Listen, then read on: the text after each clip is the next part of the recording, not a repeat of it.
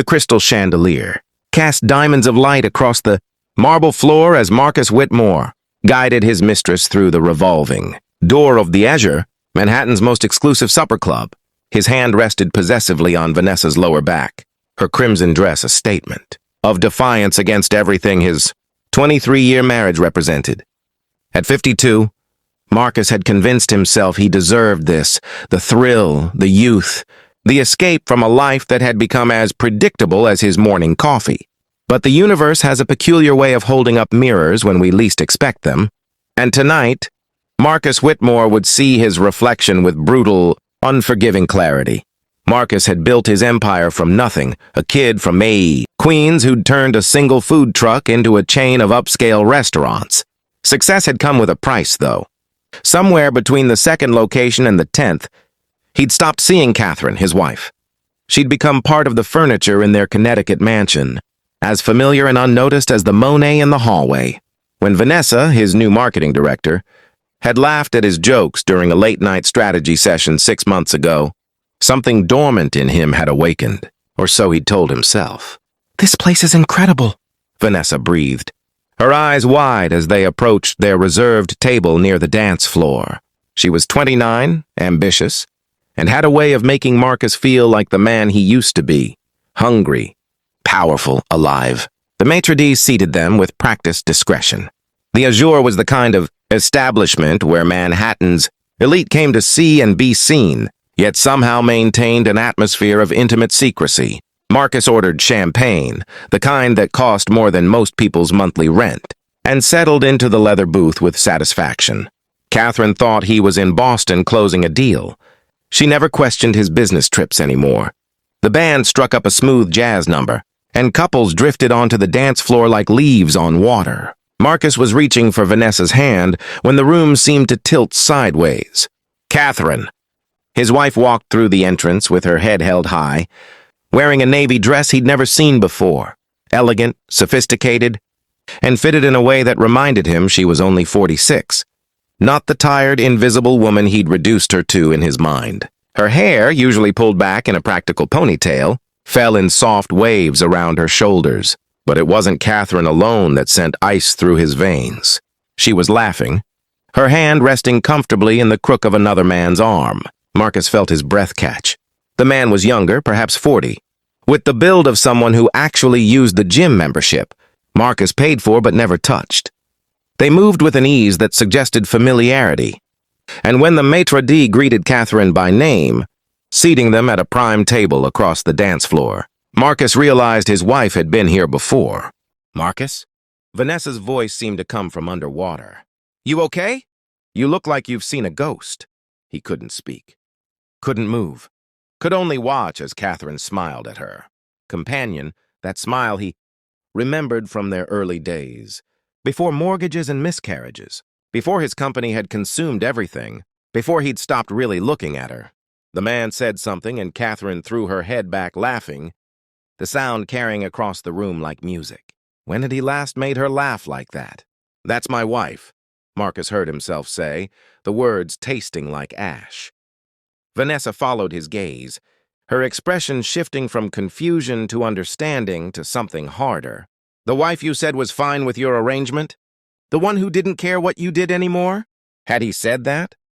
Marcus couldn't remember. He'd told himself so many stories over the past 6 months, narratives that cast him as the neglected husband, the man who deserved a second chance at happiness. Looking at Catherine now, radiant in a way he hadn't seen in years, those stories crumbled like old newspaper. The man stood, extending his hand to Catherine. They moved onto the dance floor, and Marcus watched, paralyzed, as they swayed together. They weren't touching. Inappropriately, there was perhaps 6 inches between them, but there was an intimacy in the way Catherine followed his lead. A trust Marcus suddenly realized he'd lost without noticing when it slipped away. "I should go," Vanessa said quietly. I don't want to be part of whatever this is."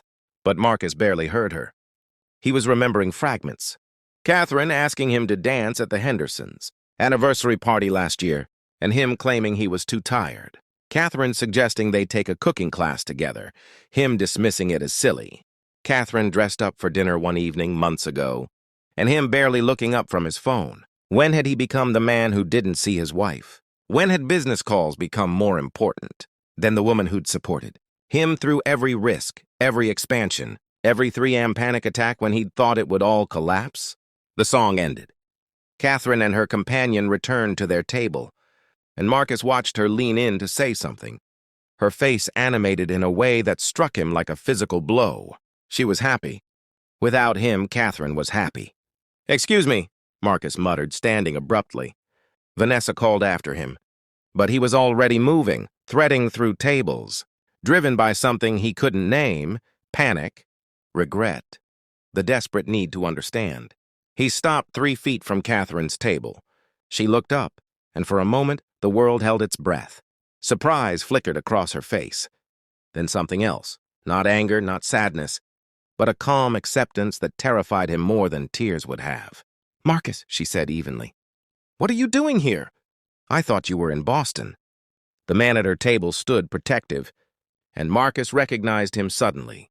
James Chen, Catherine's friend from the community center where she volunteered, the place she went every Tuesday and Thursday, the commitment Marcus had always viewed as a harmless hobby to keep her occupied. "I could ask you the same thing," Marcus said, hating how his voice came out, accusatory, when he was the one sitting across the room with his mistress. Catherine's lips curved in something that wasn't quite a smile. "I'm having dinner with a friend. James is the director at Hope House. We've been planning the annual fundraiser." She paused, and when she continued, her voice was softer, sadder. "But you wouldn't know that, would you? You never asked about my volunteer work. Never cared what I did with my time, as long as dinner was ready when you came home." "Catherine, how's your marketing director?" Catherine asked quietly. "Vanessa, isn't it? You didn't think I knew, but Marcus, I'm not blind. I just stopped caring when you did." The words hit like bullets. Marcus looked at his wife, really looked, and saw what he'd been too selfish to notice: the subtle loss of weight, suggesting meals skipped or forgotten. The absence of her wedding ring, though a pale band marked where it had been. The way she held herself differently, like someone who'd been carrying a weight and finally set it down. "I never stopped caring," he said hoarsely. "Didn't you?" Catherine's eyes held his, and he saw years of lonely dinners, forgotten anniversaries, conversations cut short by phone calls. "You stopped seeing me, Marcus. I became invisible in my own marriage. So I started building a life you weren't part of. The volunteering, the dance classes James teaches at the center, the friends I've made who actually want to hear about my day." Dance classes? Marcus felt stupid, lost. "Every Thursday for 8 months, I found something that made me feel alive again. James offered to show me what I'd learned could look like with a real partner at a real club. That's all this is, a friend helping a friend remember how to feel beautiful." Marcus turned to James, who met his gaze steadily.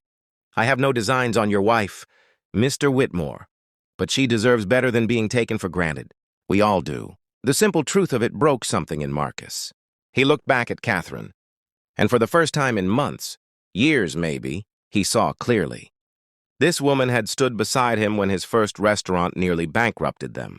She'd held him through his father's death, postponed her own dreams of interior design to support his, and somewhere along the way, he'd decided his success entitled him to more, never considering that she might be someone else's more. "I'm sorry," he whispered. "God, Catherine, I'm so sorry."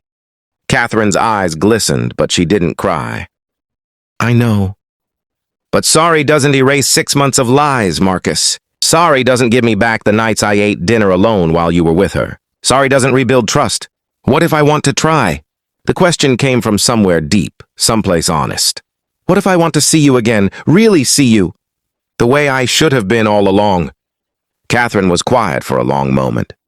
Across the room, Vanessa was gathering her purse, preparing to leave. The band played on. The world kept turning. "I don't know if I have the energy to teach you how to love me again," Catherine finally said. "I've spent so long making myself smaller, quieter, less demanding. I like who I'm becoming without that weight." "Then don't teach me," Marcus said, desperate now. "Let me learn. Let me figure out who you are now, who I should have been paying attention to all along." "And Vanessa?" "Already leaving. She deserves someone who can give her everything. I can't do that when my heart is realizing it was always supposed to be with you.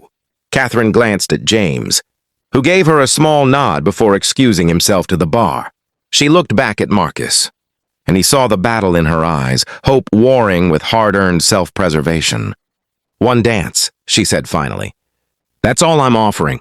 One dance, and we'll see if you remember how our rhythm felt. Marcus extended his hand, and after a heartbeat, Catherine took it. They moved onto the floor, and as the music swelled, he pulled her close. Not possessively like he'd held Vanessa, but tentatively like something precious he'd nearly lost. I forgot how well we fit, he murmured against her hair.